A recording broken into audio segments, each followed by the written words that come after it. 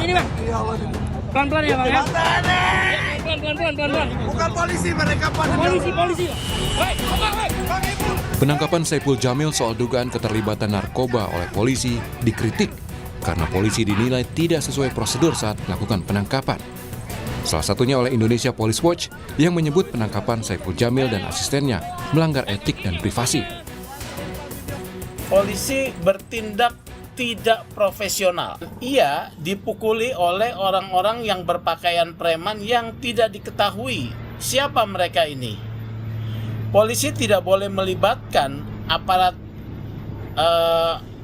anggota masyarakat ya untuk kemudian menangkap seseorang. Sementara anggota Kompolnas Yusuf Warsi menilai jika polisi harus memiliki bukti yang cukup untuk menangkap seseorang. Nah, penangkapan itu sendiri didasarkan oleh bukti permulaan yang cukup, sehingga sebenarnya penangkapan itu sudah mendekati bahwa seseorang yang akan ditangkap itu ya sudah patut diduga melakukan tindak pidana. Yang juga jadi perhatian adalah adanya pria yang diduga bukan polisi ikut menangkap Saipul Jamil. Kapolres Jakarta Barat menyebut pria yang melakukan kekerasan saat penangkapan terhadap Saipul Jamil dan asistennya bukan anggota Polres Jakbar. Bahwa memang fakta di lapangan, petugas yang ada di lapangan tidak melakukan pemukulan ataupun berkata kasar terhadap pelaku atas nama S ini. Anggota yang diduga anggota yang menggunakan jaket bertuliskan polisi.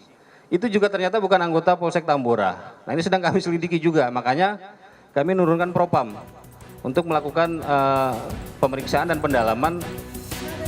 Terkait dugaan pelanggaran SOP saat penangkapan Saipul Jamil, Divisi Profesi dan Pengamanan Propam telah memeriksa personel Polsek Tambora. Dan untuk menjamin objektivitas serta menghindari konflik kepentingan, anggota unit narkoba Polsek Tambora yang terlibat penangkapan dibebas tugaskan sebagai penyidik. Saipul Jamil akhirnya dibebaskan karena terbukti negatif narkoba dan meyakinkan polisi kalau ia bersih dari obat terlarang. Saya dinyatakan bebas dan bersih dari narkoba dan psikotropika. Alhamdulillah. Yang mungkin kalau nggak ada kejadian ini saya tidak tahu kalau asisten saya ternyata mengkonsumsi narkoba. Saipul Jamil menyerahkan kasus narkoba yang melibatkan asistennya ini ke polisi, namun publik mempertanyakan cara penangkapan polisi kepada Saipul Jamil. Tim Liputan, Kompas TV. Polisi yang menangkap Saipul Jamil akhirnya dibebas tugaskan. Kritikan mengalir kepada polisi melihat cara penangkapan penyanyi dangdut itu. Lalu apa yang salah? Apa yang mesti diperbaiki dari SOP kepolisian? Pagi ini kami sudah bersama Ketua Indonesia Police Watch Sugeng Teguh Santoso. Pak Sugeng, selamat pagi. Selamat pagi Mbak Paskalis, selamat pagi pemirsa. Oke, Pak, ini videonya jelas bisa dilihat juga oleh masyarakat yang terjadi. Tadi kami sempat tampilkan juga.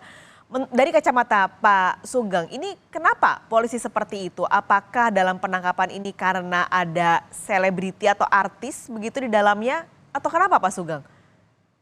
Ini kalau saya lihat ya, tontonan buruk ini karena dua alasan ya.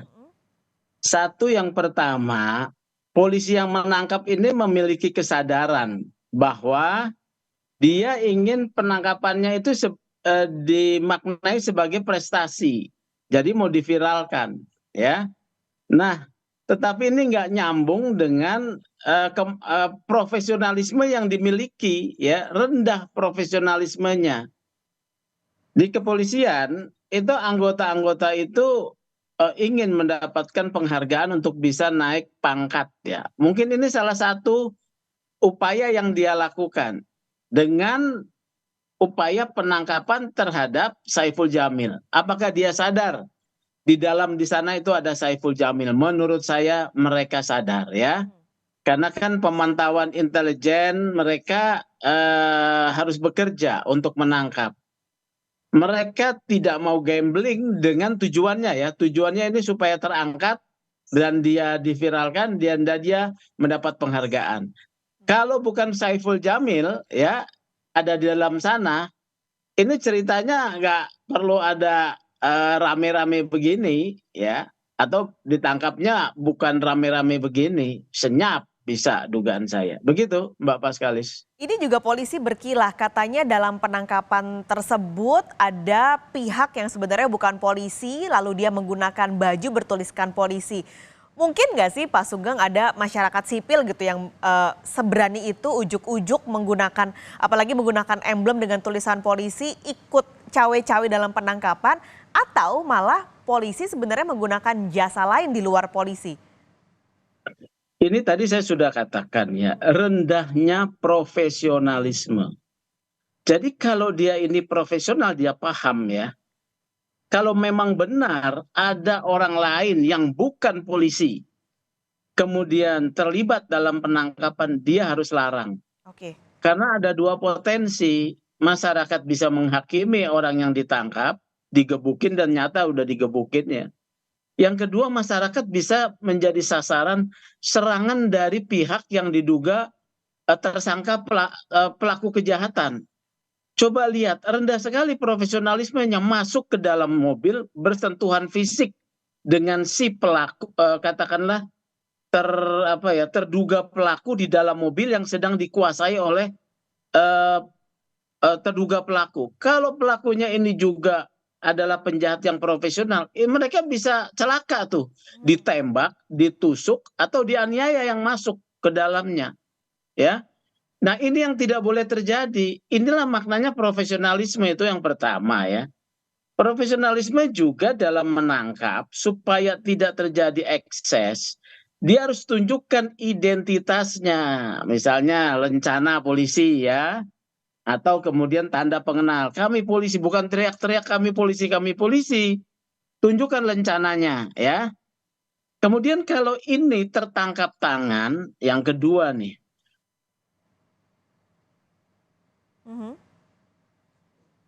Kalau ini tertangkap tangan, polisi harus memastikan ya, harus memastikan informasi bahwa di sana ada barang bukti ya. Kalau tidak, belum memastikan, ini adalah satu kebodohan ya. Kalau kemudian bukan tertangkap tangan, selain dia menunjukkan lencana polisi, identitas, kartu KTA, ada surat penangkapan. Nah ini prosedurnya yang salah. Oke. Yang kedua, yang ketiga ya, jangan masuk ke dalam mobil. Ini kalau bandar narkoba besar, udah dibunuh itu, ditembak itu polisi. Dan masyarakat yang ikut masuk bisa ditembak gitu. Ya, ini bahaya loh, ya bahaya. Yang terlihat justru kan di situ Saiful Jamil, saya sudah bisa memastikan ya. Ini untuk dia ingin mendapat penghargaan, jadi diperlakukan seperti itu. Rendah sekali profesionalismenya di sini. Oleh karena itu saya minta nih, profesionalisme seperti ini kalau banyak terjadi, miris sekali kita ya, anggota-anggota polisi. Tidak boleh dia masuk. Dia harus mencegah mobil itu bergerak ya, dengan memalang misalnya dengan benda misalnya di depannya, dan dipastikan orang itu keluar dengan tangan memegang kepala. Ya. Tangan memegang kepala untuk dipastikan dia tidak memegang senjata.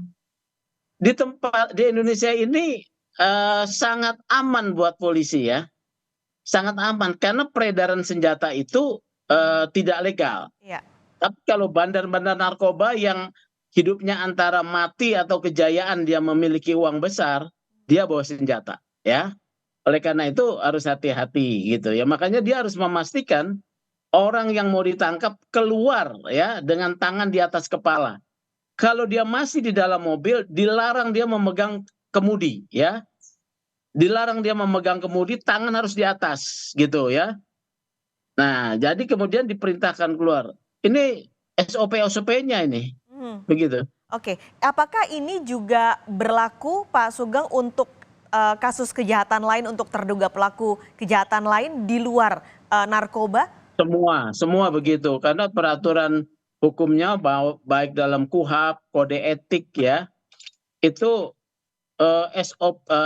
ketentuannya diatur ya, tidak boleh melakukan kekerasan, penangkapan terhadap tersangka tertangkap tangan harus ada bukti, dipastikan ada bukti ya, bukti ternyata tidak ada ya. Kemudian tidak boleh melakukan kekerasan, kemudian melakukan perendahan harkat martabat karena dalam kode etik disebutkan harus humanis dan juga mentaati hak asasi manusia, menjelaskan kepada yang ditangkap apa salahnya. Oke. Nggak ada kan? Ya. Di sana nggak ada dijelaskan. Kepada saya Jamil, Anda saya tangkap karena Anda membeli narkoba, ya. Anda saya tangkap karena Anda melakukan pembunuhan. Ini harus dijelaskan di dalam ketentuan Perkap Polri tentang standar hak asasi manusia, ya.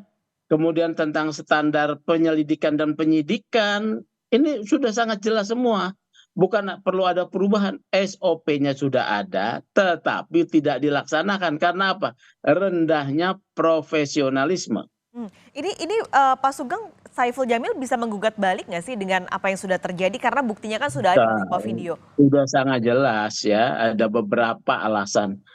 Dia mengalami kekerasan, ya traumatik tuh. Lihat aja Saiful Jamil menyangka orang dia mau dirampok, ya. Saiful Jamil kemudian merekam tuh, dia pegang HP itu, Ya. supaya dia punya bukti ya, kekerasan verbal, ancaman, kemudian diseret secara fisik ya, mungkin juga dipukul ya. Kalau sopirnya kan dipukul tuh, nggak boleh juga. Sekarang pertanyaannya, sopirnya itu salahnya apa? Saya juga nggak ngerti, apakah kemudian ditemukannya positif dalam urin itu kesalahan dia. Kesalahan alasan tertangkap tangan itu harus ada bukti. Ya. Urin itu bukan bukti, itu petunjuk bahwa dia pernah memakai narkoba tetapi tidak diketahui kapan. Ya. Tidak diketahui kapan. Ini bukan barang bukti tetapi masih petunjuk satu, ya. Satu petunjuk, alat bukti satu petunjuk ya. Dia belum tentu bersalah. Kalau tertangkap tangan harus adakah barang bukti di mobilnya, di kantongnya. Ini benar-benar sebetulnya mempertontonkan profesionalisme anggota kita rendah ya, apalagi di tingkat polsek. Oleh karena itu ini harus dievaluasi ya. Ini evaluasinya bagaimana Pak Sugeng? Karena kan SOP-nya sebenarnya sudah baik, sudah bagus, aturannya sudah jelas, sudah ada. Menurut Pak Sugeng ada celah yang harus diperbaiki kah sekarang di polisi atau penambahan aturan misalnya? Kan evaluasi itu bisa satu ya, proses penangkapannya dianalisa ya, berarti ini rendahnya profesionalisme. Jadi perlu apa? Pengawasan melekat ya, waskat. Sekarang sudah ada itu peraturan Kapolri tentang pengawasan melekat untuk melakukan atasan langsung ya. Jadi harus dilihat nih siapa yang nanti dievaluasi. Selain soal keahliannya dievaluasi, juga terhadap siapa yang harus diminta pertanggungjawaban dalam evaluasi itu. Yaitu atasannya langsung si anggota ini. Siapa nih? Kanit, karena ini polsek ya. Ini kanit reskrimnya ini. Dievaluasi, sudah pasti dicopot dia. Ya. Kemudian level tingkat 2 Kapolsek gitu ya. Kapolsek. Ya, ini sudah pasti akan kena pemeriksaan. Kan ada yang meminta Kapolres juga untuk diberi sanksi. Menurut saya levelnya karena ini pelakunya tingkat polsek ya sampai Kapolsek saja. Oke. Ya. Tetapi Pak Kapolres harus mengawasi bawahannya di polsek-polsek untuk tidak melakukan tindakan-tindakan yang menunjukkan rendahnya profesionalisme. Ya waskat lah. Ya, harus melalui satu arahan tiap hari, melalui langsung offline maupun melalui offline maupun online ya. Ini harus disampaikan tuh. Ini tentu catatan supaya ke depan tidak ada lagi terjadi seperti ini karena siapapun ya Pak Sugeng, tidak hanya ke artis ataupun warga sipil, kembali bahwa SOP harus dijalankan dengan baik oleh kepolisian. Pak Sugeng, terima kasih untuk gambaran dan catatannya untuk kami semua pagi ini di Sapa Indonesia Pagi. Sampai ketemu Pak Sugeng, sehat selalu. Ya, terima kasih Mbak Pascal.